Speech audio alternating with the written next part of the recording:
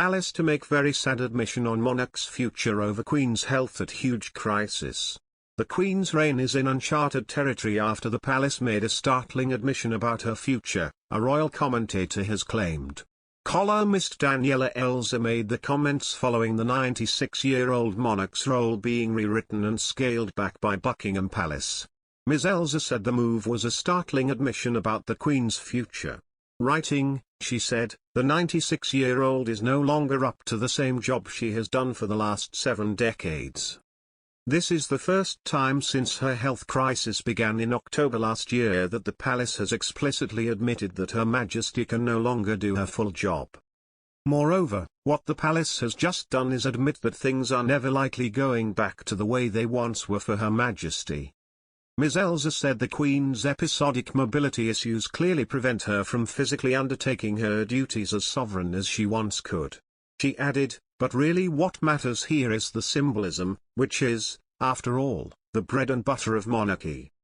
What the palace has just done is officially signal that the era of the Queen as a visible fixture in British life, the Queen as a comforting constant, is largely over. Sure, we can expect a regular trickle of photos and short videos put out via the Queen's official channels of her gamely zooming with the Governor-General here and there, or the bizarre Franken engagement that is seeing Her Majesty accept the diplomatic credentials of some newly arrived ambassador via video call. But is a reign conducted almost exclusively behind closed doors really a reign at all? All of this is completely uncharted territory." Ms. Elza's comments come after the monarch's job description was edited in the Sovereign Grant Report released last week.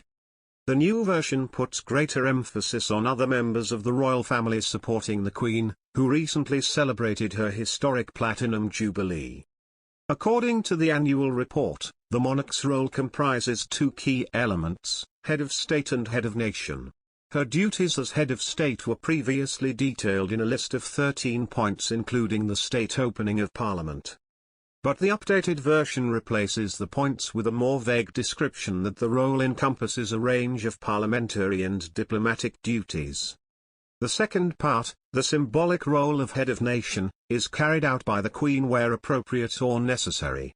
The Queen surprised a group of dog walkers who looked shocked to see her on a drive to see her horses in her Sandringham stables.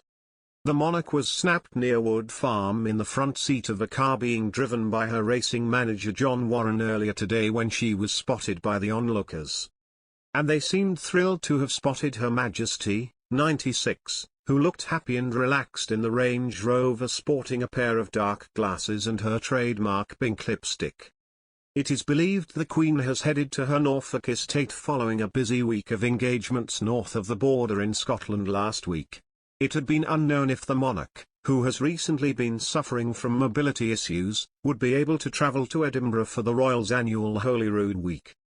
However, she spent all of last week in the Scottish capital, making 3 public appearances and also holding meetings and audiences.